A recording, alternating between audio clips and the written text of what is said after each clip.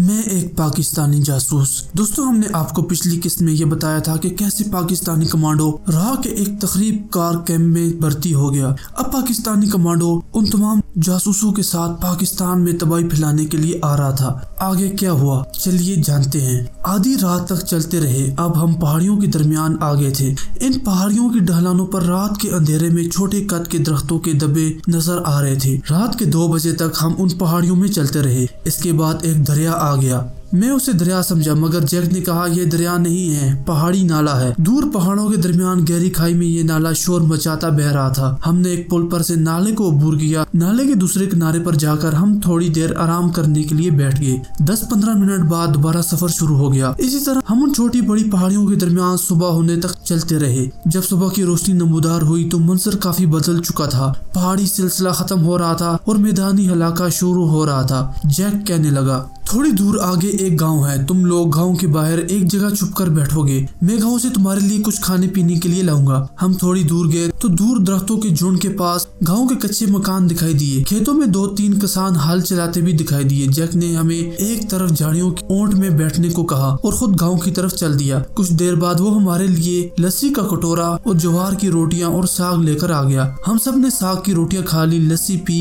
Jack कहने लगा, यहाँ एक जिम्मेदार हमारा अपना आदमी है, वो सिख है और स्मगलर भी है। अब हम यहाँ 2 घंटे आराम करेंगे। झाड़ियों के दरमियान जमीन पर खुश घास उग रही थी। हम वहीं लेट गए। रात भर के थके हुए थे, सो गए। जिस वक्त मेरी आंख नींद से बंद हो रही थी, मैंने देखा कि जैक जाग रहा था और सिगरेट सुलगाए दूर एक तरफ देख रहा था। हमने 1.5-2 घंटे सोकर आराम किया और ताज़ा दम होकर आगे चल पड़े। यह इलाका इस किस्म का था कि कहीं जमीन ऊंची हो जाती और कहीं मैदान आ जाता। पहाड़ियां हमारी दाहिनी जानब पीछे रह गई थी।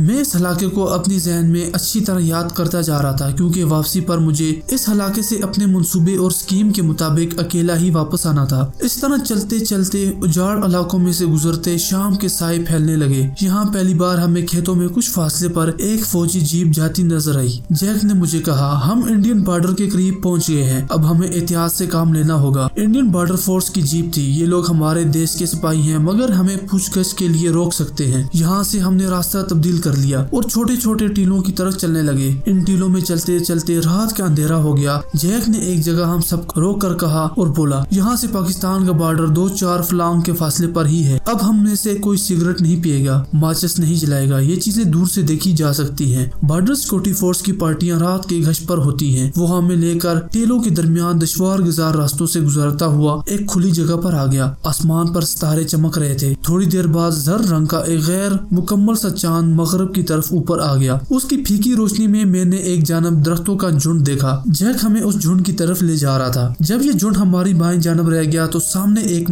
मकान की दीवार नजर आई। जैक ने आस्था से कहा, यहाँ बैठ जाओ, मैं अकेला मकान में जाऊंगा। हम वही जमीन पर बैठ गए। जैक मकान की तरफ चला गया। फीकी चांदनी में वो मकान के पास जाकर जैसे गायब हो गया। यकीनन ये वही मकान था जहां नंदलाल हिंदू तकरीबकार लाहौर से आकर हमारा इंतजार कर रहा था और जिसने आगे अपनी रहनुमाई में हमें पाकिस्तान का बॉर्डर क्रॉस करा के लाहौर ले जाना था। कुछ देर बाद जैक मकान से निकलकर हमारी तरफ आता नजर आया। उसने बताया कि पाकिस्तान से हमारा आदमी यानी हिंदू तकरीबकार नंदलाल आ गया है, मेरे साथ आ जाओ। हम उसके पीछे मकान की तरफ चल पड़े। मेरे समेत हम कुल 6 आदमी थे। एक छोटी सी कोठरी में लालटेन जल रही थी। चारपाई पर एक आदमी बैठा था। वो हमें देखकर उठ खड़ा हुआ। जैक ने मेरा उससे खास तौर पर तारफ करवाया। ये नंदलाल ही था, जवान आदमी था। इसने नस्वारी रंग का शलवार कमीज का सूट पहना हुआ था। सर पर जना कैप थी। गोया इस हिंदू तकरीबकारों के लीडर ने अपना पूरा होलिया पाकिस्तानी मुसलमानों वाला बनाया हुआ था। हम जमीन पर और जैक और नंदलाल चारपाई पर बैठ के। जैक ने पूछा, सब ठीक है? हाँ सब ठीक है, हम रात के पिछले पैर बॉर्डर क्रॉस करेंगे। जैक बोला, ठीक है, असला कहाँ है? नंदलाल ने चारपाई के नीचे से एक थैला खींचा। उसमें 2 स्टैंड गने थी।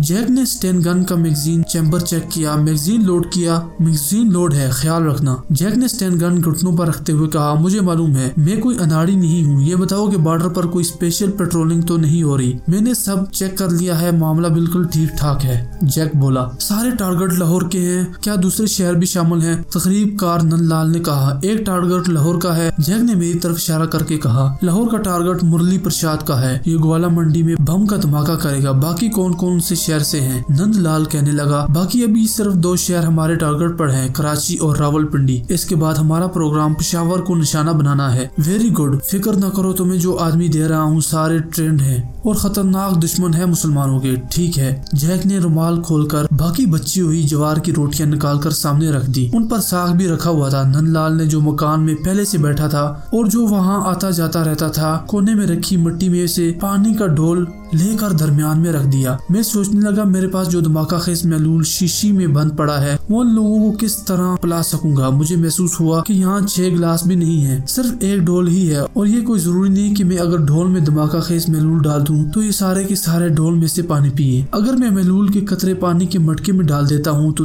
तब भी यकीन से नहीं कह सकता कि ये हमारे तकरीबकार इसमें से एक ही वक्त में पानी निकाल कर पियेंगे। एक लम्हे के लिए मुझे अपना मंसूबा नाकाम होता नजर आया। उस वक्त मैंने यही फैसला किया, जो लोड स्टैंड गन मुझे दी गई है मैं इससे ही काम ले लूंगा। अगर ये रात को सो गए तो उनकी गर्दनें तोड़ने की कोशिश करूंगा। बहरहाल मामला थोड़ा मुश्किल और खतरनाक होने वाला है। रोटियां खाने के बाद नंदलाल ने चारपाई की दूसरी तरफ नीचे हाथ डालकर चीनी की एक चैनक और छोटी छोटी 4-5 प्यालियां निकालते हुए कहा, तुम यहाँ बैठो, मैं तुम लोगों के लिए बाहर चूल्हे पर चाय बनाता हूँ। मेरे दिल में उम्मीद की शमा एक बार फिर रोशन हो गई। ये चाय की चैनक मेरे मिशन की तकमील कर सकती थी। मैं अपनी बरखुरदारी के सबूत के लिए फौरन उठ खड़ा हुआ। बापा जी, मैं आपकी मदद करता हूँ, जैक ने कहा। ठीक है नंदलाल, मुरली प्रसाद चाय बनाने में तुम्हारी मदद करेगा। नंदलाल ने बहुत कहा कि मुझे किसी की मदद की जरूरत नहीं, लेकिन मैं इससे पहले कोठरी से बाहर निकल गया। बाहर छोटे से कच्चे सहन में एक दरख्त के नीचे ईंटों का चूल्हा बना हुआ था, साथ ही हैंड पंप भी लगा हुआ था। नंदलाल ने चूल्हे में पहले से लकड़ियां और घास डाल रखी थी। उसने आग जलाई। मैंने पंप में से पानी निकालकर चैनों को साफ किया और उसमें आधे से ज्यादा पानी डालकर ले आया। बापा जी, दूध कहाँ है? नंदलाल बोला। दूध नहीं है, दूध के बगैर चाय पियेंगे, इस तरह रात को नींद भी नहीं आएगी। हमें सुबह मुंह अंधेरे बॉर्डर क्रॉस करना है। उसने चैनक चूल्हे के ऊपर रख दी, फिर जेब से चाय की पड़िया निकालकर उसमें चाय डाल दी। इस दौरान उसने प्यालियां धो डाली थी और उन्हें एक जगह में रख दिया था। मैं सोच में पड़ गया क्योंकि प्यालियां 5 थी। वैसे तो मुझे 5 प्यालियों हुई की जरूरत थी, लेकिन ये सोच रहा था कि अगर जैक ने चाय की अपनी प्याली मेरी तरफ बढ़ाते हुए मरवत में कह दिया कि मुरली प्रसाद पहले तुम चाय पियो, मैं बाद में पी लूंगा, तो मैं किस तरह इनकार कर सकूंगा। लेकिन अब सोचने से कोई फायदा नहीं है। कमांडो एक्शन का वक्त आ गया था। टारगेट मेरे सामने था, अब मुझे अटैक करना था। ये अटैक का वक्त था। धमाका खेज महलूल की शीशी मेरे जेब में थी। मैं चाहता था कि किसी तरह नंदलाल वहाँ से इधर उधर हो और मैं चैनक में महलूल के चंद कतरे डाल दूं। वो वहीं चूल्हे के पास ईंट पर बैठा था। जब चाय उबलने लगी तो मुझे मौका मिल गया। मैंने जल्दी से रुमाल निकाल कर कहा, बाबा जी आप अंदर चले, मैं प्यालियों में चाय डालकर लाता हूँ। नंदलाल उस वक्त अपनी जेबों में हाथ डालकर गर्म चैनक को पकड़ने के लिए किसी रुमाल की तलाश में था जो उसे नहीं मिल रहा था। मेरे हाथ में रुमाल देखकर वो उठा और बोला, ठीक है और वो कोठरी में चला गया। चूल्हा कोठरी की ऊंट में था और कोठरी में बैठे हुए आदमियों को चूल्हा नजर नहीं आ सकता था। मैंने 1 सेकंड भी जाया नहीं किया। जेब से महलूल की शीशी निकाली, उसका ढक्कन खोला और चाय की चैनक में उसके 10-12 कतरे गिरा दिए। शीशी दोबारा बंद करके जेब में रख ली और प्यालियों में चाय डालने लगा। गुलखान ने ये धमाका खेज महलूल तैयार किया था। इसकी खासियत ये थी कि वो इंसानी मैदे में जाकर मैदे से पैदा होने वाली तेजाबी मादे के साथ मिलकर ही फटता था। मैदे में जाने के बाद वो एकदम से नहीं फटता था, बल्कि मैदे के तेजाबी मादे से मिलकर 10 मिनट के अमल के बाद फटता था। वैसे उसे खोलते हुए पानी में भी डाल दिया जाए तो कुछ नहीं होता। इसका कीमियाई अमल सिर्फ इंसानी मैदे के तेजाबी मादे के साथ हल होने के बाद ही पूरा होता था। मैंने 5 प्यालियां चाय से भर दी। चैनक वहीं चूल्हे के पास रहने दी और प्यालियों को उठाकर कोठरी में आ गया। कोठरी में 5 तकरीबकार बैठे बातें कर रहे थे। नंदलाल उन लोगों को कुछ समझा रहा था। जब मैं अंदर आया तो वो कह रहा था, मैं मुरली प्रसाद को पहले घोला मंडी लेकर खुद जाऊंगा। हमें कोई ऐसी दुकान तलाश करनी होगी जहाँ रंग रोगन का सामान फरोख्त होता हो। इस तरह बम फटने के बाद तबाही ज्यादा फैलेगी। मैंने प्यालियां चारपाई पर रख दी। ये लम्हा मेरे लिए सबसे ज्यादा हिजान खेज लम्हा था। 5 प्यालियों में उन लोगों की मौत मौजूद थी। अब देखना ये था कि कहीं ऐसा तो नहीं कोई प्याली में से चाय पहले पिए, कोई बाद में पिए और बिल्कुल कोई पिए ही ना। फिर ये मरहला भी आने वाला था कि जब जैक ने रवादारी से काम लेते हुए मुझे पहले चाय पीने की दावत देनी थी। मैं उसे आगे ज्यादा इनकार भी नहीं कर सकता था, ये बड़े हयार लोग थे, ज्यादा इनकार करने से इन्हें शक पड़ सकता था। आखिर में चाय न पीने पर इतना इसरार क्यों कर रहा हूँ। स्टेन गन मेरे कंधे से लटक रही थी। चाय का मेरा मिशन फेल हो जाने की सूरत में मुझे स्टेन गन से अंधाधुंध फायरिंग करनी थी। जवाबी फायरिंग में मेरे हलाक हो जाने का इम्कान बाकायदा मौजूद था। मैंने प्यालियां उठा उठा कर उन्हें देना शुरू कर दी। वही हुआ जिसका मुझे डर था। मैंने जैक की तरफ प्याली बढ़ाई तो उसने कहा, मुरली प्रसाद तुम पहले पियोगे, मैं बाद में पीऊंगा। मैंने 2-3 बार इनकार किया, लेकिन जब जैक का इसरार बढ़ा तो मैंने मुस्कुराते हुए कहा, बाबा जी जैसे आपकी मर्जी, मैं पहले ही पी लेता हूँ। मैं प्याली होंठों के पास ले गया। मैंने देखा कि इस दौरान वो सारे आदमी मजे से चाय पी रहे थे। मैंने प्याली होंठों के पास ले जाकर जल्दी से नीचे रख दी और कहा, बड़ी गर्म चाय है, मैं चाय को जरा ठंडी करके पीता हूँ। जैक मेरी तरफ देखकर मुस्कुराया, ठीक है, लाओ मैं ठंडी कर देता हूँ। उसने मेरी प्याली हाथ में लेकर उसमें 3-4 फूंके मारी और प्याली मुझे पकड़ाते हुए कहा, अब पी जाओ, ठंडी हो गई है, जल्दी प्याली खाली करो, मुझे भी पीनी है। मेरे पास सिर्फ 10 मिनट थे। चारों तकरीबकार जैक के सिवाय चाय के छोटे छोटे घूंट भर रहे थे। उनकी मौत की उल्टी गिनती शुरू हो गई थी। मैंने प्याली दोबारा उठाई। मुझे किसी हालत में ये चाय नहीं पीनी थी। मुझे जो कुछ करना था वो मैंने 1 सेकंड में ही सोच लिया था। जैक उस वक्त तकरीबकार नंदलाल से कुछ कह रहा था। नंदलाल चाय की आधी प्याली खाली कर चुका था। उन चारों के मैदे में चाय के साथ धमाका खेज मवाद पहुंच चुका था और उसने मैदे की तेजाबी मादे से मिलकर अपना कीमियाई अमल शुरू कर दिया था। मैंने एकदम हाथ के इशारे से जैक और नंदलाल को इस अंदाज में खामोश रहने को कहा जैसे मुझे बाहर कोई आवाज सुनाई दी हो। जैक ने मेरी तरफ देखकर आहिस्ता से पूछा, क्या बात है? मैंने चाय की प्याली जमीन पर रखते हुए कहा, बाहर कोई है। उसके साथ ही स्टैन गन हाथों में थाम कर तेजी से बाहर निकल आया। मैंने अपने आप को मौत के मुंह से निकाल लिया था। सैन में आते ही दौड़कर दरख्तों में चला गया। यहाँ चांदनी नहीं थी, अंधेरा था। मैं कोठरी से कोई 100 फुट दूर एक दरख्त के नीचे इस तरह बैठ गया कि मेरी स्टैन गन का रुख कोठरी की दरवाजे की तरफ था। मैं जानता था जैक और नंदलाल भी असला लेकर जरूर बाहर निकलेंगे। मुझे नंदलाल की परवाह नहीं थी, वो तो धमाके से फटने वाला था। मुझे जैक यानी अपने पार्टी लीडर की फिक्र थी। उसने धमाका खेज चाय नहीं पी थी और उसके पास स्टैन गन भी नहीं थी। मैं सांस रोके स्टैन गन का रुख कोठरी की तरफ किए उन तकरीबकारों के बाहर निकलने का इंतजार कर रहा था। कोठरी के अंदर 5 आदमी थे। 4 को धमाके से उड़ना था। अगर जैक यानी तकरीबकार का पार्टी लीडर बाहर न भी निकलता तो मेरे अंदाजे के मुताबिक 4 आदमियों के धमाके में उसका भी उड़ जाना यकीनी था, क्योंकि इस धमाका खेज मवाद की तबाही की शिद्दत का मुझे तजर्बा हो चुका था। सिर्फ जैक ने चाय नहीं पी थी। मुझे ये ख्याल था कोठरी से मेरे निकल आने के बाद हो सकता है कि उसने चाय की प्याली में से एक आध घोंट भर लिया हो। किसी आदमी को धमाका से उड़ाने के लिए उस चाय का एक घोंट ही काफी होता है, लेकिन मैं अंधेरे में दरख्त की ओंड में घात लगाकर बैठा था।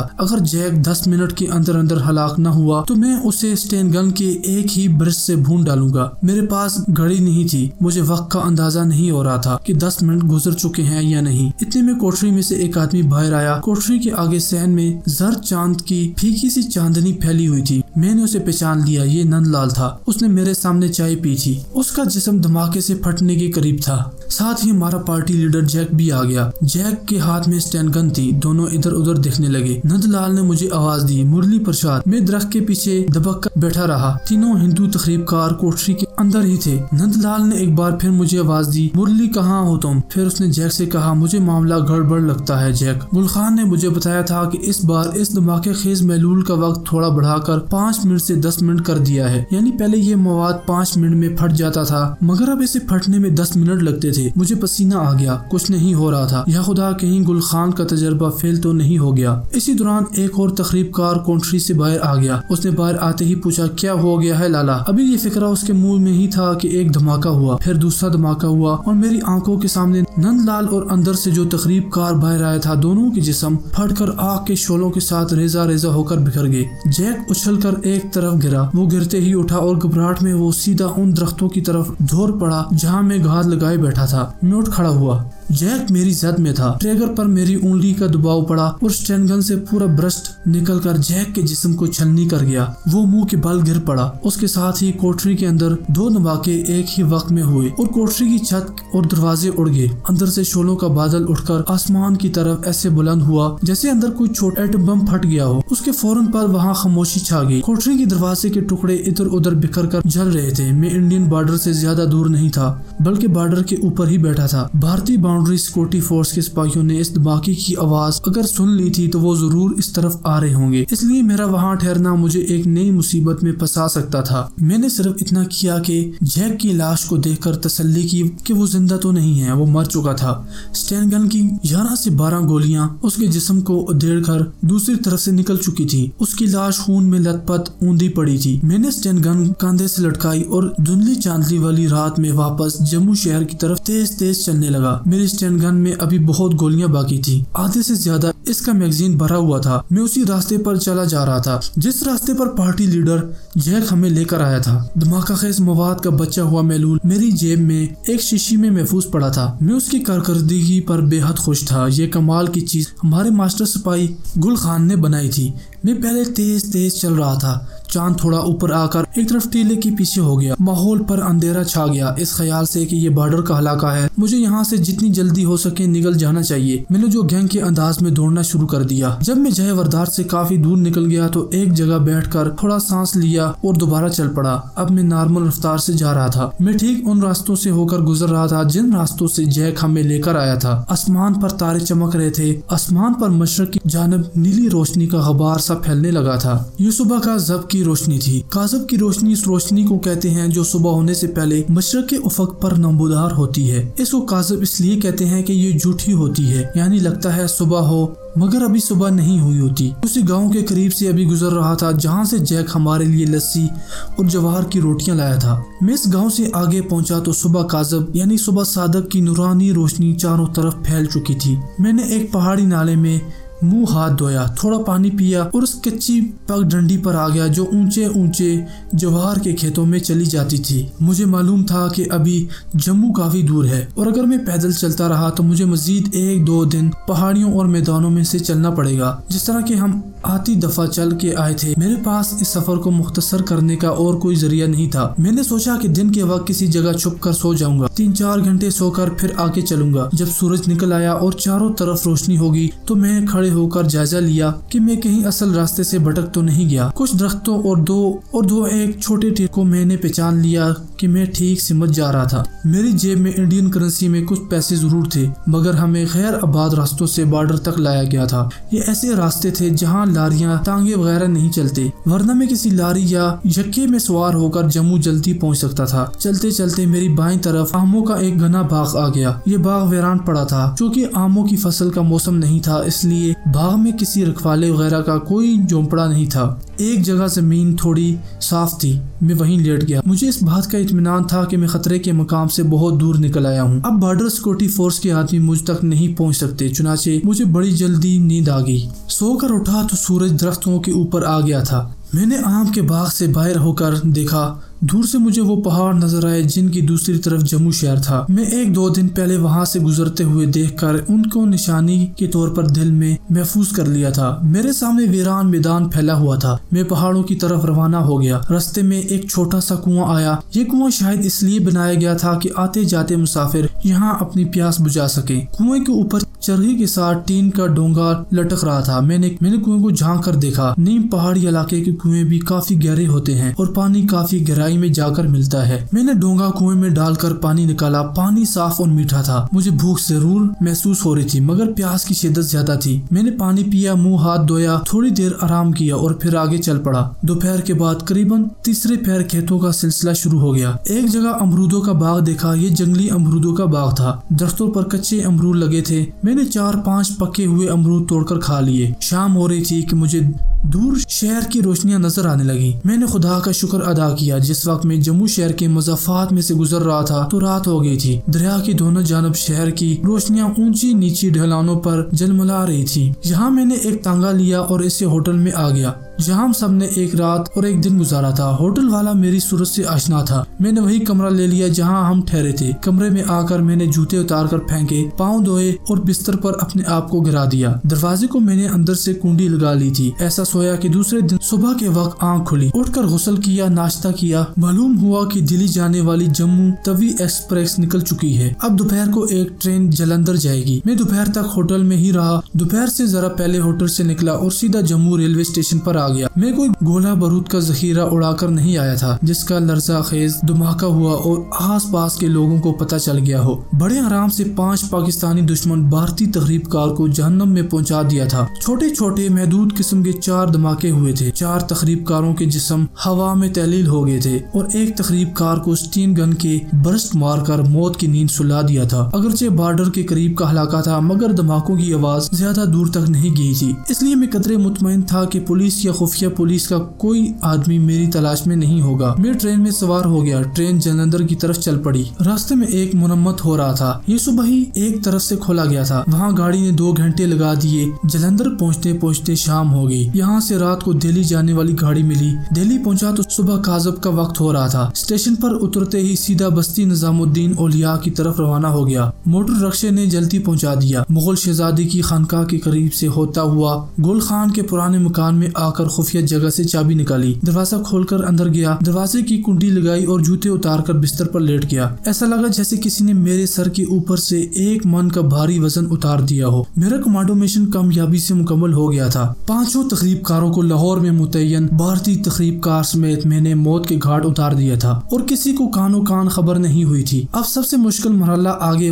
आ रहा था। वो मरहला ये था कि मैं अगर दिल्ली किले वाले तखरीबकार ट्रेनिंग सेंटर में गया तो सेंटर के चीफ को क्या बताऊंगा कि मेरे साथियों का क्या अंजाम हुआ। अगर वो मारे गए तो कैसे मारे गए, किसने उन्हें मारा, और अगर वो मारे गए तो मैं कैसे बच निकला। जरूरी अमर था कि उन्हें मुझ पर शक पड़ता कहीं पाकिस्तान का जासूस तो नहीं हूँ। इस सिलसिले में प्रोफेसर और गुल खान से मशवरा बहुत जरूरी था। जब सारा दिन चढ़ा तो मैंने बस्ती निजामुद्दीन के गेट के करीब जो टेलीफोन बूथ था वहाँ से गुल खान को फोन किया और उसे कोड अल्फाज में बताया कि मैं आ गया हूँ। गुल खान ने कहा कि वो पहुँच रहा है। 1 घंटे बाद गुल खान और प्रोफेसर जमशेद दोनों मेरे पास पहुँच गए। मैंने उन्हें सारी रुदात सुनाई तो वो सोच में पड़ गए। प्रोफेसर ऐनक के शीशे साफ कर रहा था। कहने लगा, तुमने सब कुछ जल्दी में किया है। मैं समझता हूँ कि तुम्हें उनके साथ पाकिस्तान चले जाना चाहिए था। अगर पाकिस्तान जाकर उन्हें हलाक करते तो बात समझ में आ सकती थी। अब मामला मशकूक हो गया है। गुल खान ने भी प्रोफेसर की तायीद की। मैंने कहा, अगर मैं उनके साथ पाकिस्तान चला जाता तो उन्हें हलाक करने के बाद मुझे वापस आने में मुश्किल पेश आ सकती थी। पाकिस्तान का बॉर्डर क्रॉस करना इतना आसान नहीं है। प्रोफेसर जमशेद ने गुल खान को मुखातब करके कहा, गुल खान, अब जो होना था वो हो गया है। तुम ये बताओ, इसका वापस उन लोगों के पास जाना मुनासिब रहेगा जिन्होंने इसे पार्टी के साथ तकरीबकारी के वास्ते पाकिस्तान भेजा था। गुल खान थोड़ी देर गौर करता रहा, फिर कहने लगा, मेरा तो ख्याल है इसे उनके पास नहीं जाना चाहिए। चाहे कैसे ही कहानी गढ़कर उन्हें क्यों न सुनाई जाए, उन लोगों को शक पड़ना जरूरी है। ये बात किसी के भी समझ में नहीं आएगी कि सारी पार्टी खत्म हो जाए और हमारा कमांडो दोस्त वापस आ जाए और वो भी भारतीय सरजमीन पर यह वाकया पेश आए। मैंने कहा, मैं ये कह सकता हूँ कि हम पाकिस्तान के बॉर्डर क्रॉस कर रहे थे कि पाकिस्तानी रेंजर से मुठभेड़ होगी। हमने भी फायरिंग की, हमारा असला खत्म हो गया, मेरे साथी मारे गए इस फायरिंग में और मैं बड़ी मुश्किल से जान बचाकर निकल आया। प्रोफेसर ने कहा, मेरा ख्याल है लक्ष्मी दयाल बड़ा काया आदमी है, वो तुम्हारी कहानी पर कभी यकीन नहीं करेगा। मैं तो तुम्हें यही मशवरा दूंगा कि अब तकरीबकारों की ट्रेनिंग सेंटर को भूल जाओ। मैंने उस पर इतराज करते हुए कहा, लेकिन प्रोफेसर, बुराई की जड़ तो अपनी जगह कायम है। मैंने आज इन 5 तकरीबकारों को हलाक किया है तो कल वहाँ से मजीद 5 तकरीबकार तैयार होकर पाकिस्तान स्मगल कर दिए जाएंगे। मैं तो बुराई को जड़ से काटना चाहता हूँ। मैं इस ट्रेनिंग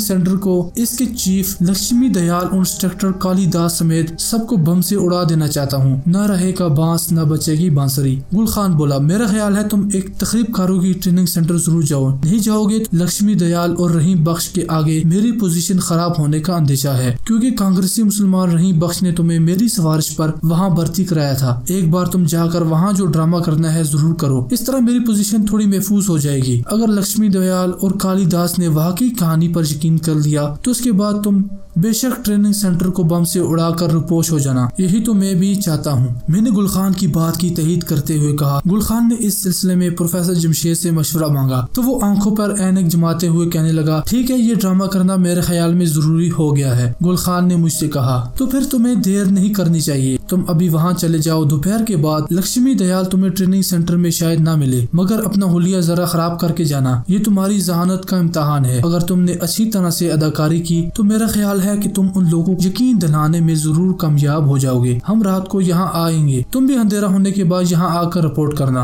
अब हम जाते हैं, तुम हमारे जाने की थोड़ी देर बाद यहाँ से निकल जाना। तुम्हें ट्रेनिंग सेंटर के रास्ते का पता है ना? बिल्कुल पता है, मैंने जवाब दिया। उसके बाद गुल खान और प्रोफेसर जमशेद चले गए। मैंने सबसे पहले धमाका खेज महलूल वाली शीशी जेब से निकालकर अपने पलंग के नीचे छुपाई। फिर आईने में अपनी शक्ल देखी। लंबे सफर की वजह से मेरे चेहरे पर थकान के आसार मौजूद थे। मैंने अपने आप को थोड़ा और परेशान किया। कपड़े वही रहने दिए, मकान को ताला लगाया, चौक से मोटर रक्षा और तकरीब कारों की ट्रेनिंग सेंटर की तरफ चल पड़ा। रक्षा लिया और तकरीब कारों की ट्रेनिंग सेंटर की तरफ चल पड़ा। काफी फासला था। पौने घंटे बाद पुराने किले के खंडर वाले ट्रेनिंग सेंटर के बाहर पहुंचा। बाहर वही राष्ट्रीय सेवक संघ का बोर्ड लगा हुआ था। मैं सीधा लक्ष्मी दयाल के कमरे में चला गया। वो मुझे हैरान होकर देखने लगा। मुरली प्रसाद, तुम इतनी जल्दी कैसे वापस आ गए? जैक कहाँ है? आपको मालूम ही होगा, जैक इस हिंदू का दूसरा नाम था। रहनुमाई में हमें नंदलाल के पास बॉर्डर पर जाना था। जैक को वापस आ जाना था और मुझे दूसरी तकरीबकारों के साथ पाकिस्तान का बॉर्डर क्रॉस करके लाहौर जाना था। मैंने लक्ष्मी दयाल के कमरे में एंटर होते ही अदाकारियां शुरू कर दी। सर पकड़कर कुर्सी पर बैठ गया था। मैंने बड़ी मायूसी अंदाज में उसे सारी कहानी बयान कर दी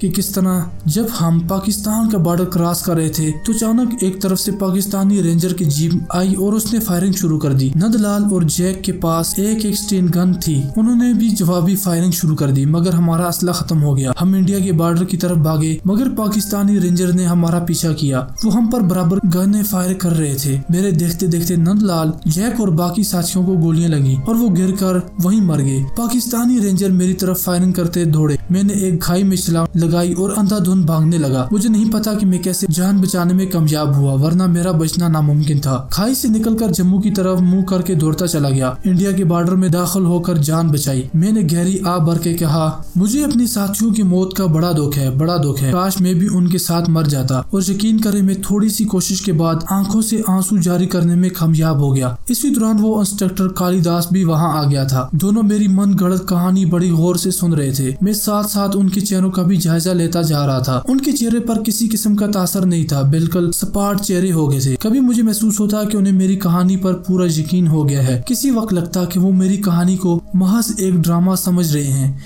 मैंने हाथ बांधकर अदाकारी करते हुए कहा, सर मैं आपका दोषी हूँ। मेरा कसूर यह है कि मैं अपने साथियों के साथ नहीं मरा। मेरे प्यारे साथी स्वर्गवास हो गए और मैं जिंदा वहाँ से भाग आया, मगर मेरे पास कोई असला नहीं था। मैं पाकिस्तानी रेंजर की फायरिंग का मुकाबला नहीं कर सकता था। मैं आपके सामने पेश हो गया हूँ। अब आपकी मर्जी है, मुझे जो चाहे सजा दे दे, मुझे कोई एतराज नहीं होगा। अगर आप मुझे शूट करना चाहते हैं तो बेशक शूट करें। मैं अपने प्यारों साथियों की मौत के बाद खुद भी जिंदा नहीं रहना चाहता। और मैं बात खत्म करने के बाद हाथों में चेहरा छुपाकर फूट फूट कर रोने लगा। उस वक्त मुझे अपनी प्यारी बहन याद आ गई थी, जिसको 1947 में एक सिख ने तलवार मारकर शहीद कर दिया था। मेरी आंखों से सिर्फ अपनी बहन को याद करके आंसू जारी हो रहे थे। लक्ष्मी दयाल कुर्सी छोड़कर मेरे करीब आकर साथ वाली कुर्सी पर बैठ गया और मेरे कंधे को थपथपाते हुए बोला, मुरली प्रसाद, जो होना था हो गया। अब रोने से तो वो लोग वापस नहीं आएंगे। इस किस्म के वाकयात तो हमारे साथ होते ही रहते हैं। अब तुम अगले मिशन की तैयारी करो। मैंने रुमाल से आंखें पूछते हुए कहा, सर मैं बिल्कुल तैयार हूँ। मुझे हुक्म दिया जाए कि अगला मिशन कब रवाना होगा। मैं सबसे पहले पाकिस्तान का बॉर्डर क्रॉस करूंगा। इस पर तकरीबकारों का मुतअस्सिब हिंदू इंस्पेक्टर कालिदास बोला,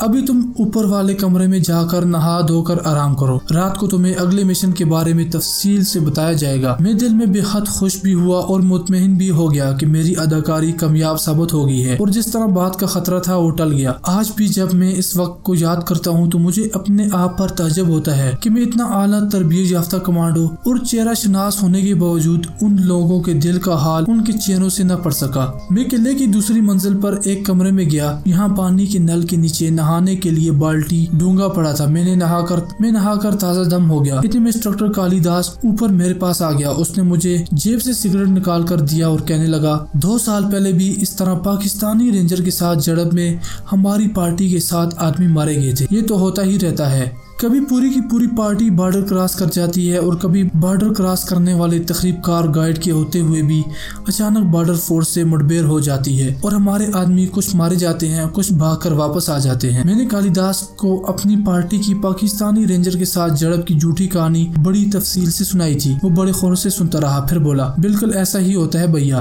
तुम तो पहली दफा बॉर्डर क्रॉस कर रहे थे हम तो अपने अग्रवादी पाकिस्तान भेजते ही रहते हैं। इस वक्त मैंने दिल में बाकायदा तय कर लिया कि अब इन लोगों को जिंदा नहीं छोड़ूंगा, क्योंकि ये लोग पाकिस्तान के बड़े खतरनाक दुश्मन हैं। ऐसे दुश्मन जो पाकिस्तान के शहरों में अपने तकरीब कार भेजने से कभी बाज नहीं आएंगे। मुझे मालूम ही न था कि मैं क्या स्कीम बना रहा हूँ और इन लोगों ने मेरे खिलाफ क्या स्कीम तैयार कर रखी है। कालिदास जाने लगा तो बोला, तुम नीचे रसोई में जाकर भोजन कर लो, इसके बाद तुम्हें अगली पार्टी के लीडर से मुलाकात कराऊंगा। मैं नीचे रसोई में गया जहाँ एक हिंदू बावर्ची गरम गरम फुलके बना रहा था। एक पतीले में दाल थी। मैंने वहीं बैठकर खाना खाया, जेब से सिगरेट निकाली, पीने लगा। फिर ऊपर उसी कमरे में जाकर चारपाई में लेट गया। इतने दिनों से सफर करता आया था, मेरी आंखें लग गई। जब जगा तो कमरे की बत्ती जल रही थी और कालिदास इंस्ट्रक्टर मुझे आहिस्ता आहिस्ता हिला कर जगा रहा था। मुरली प्रसाद उठो।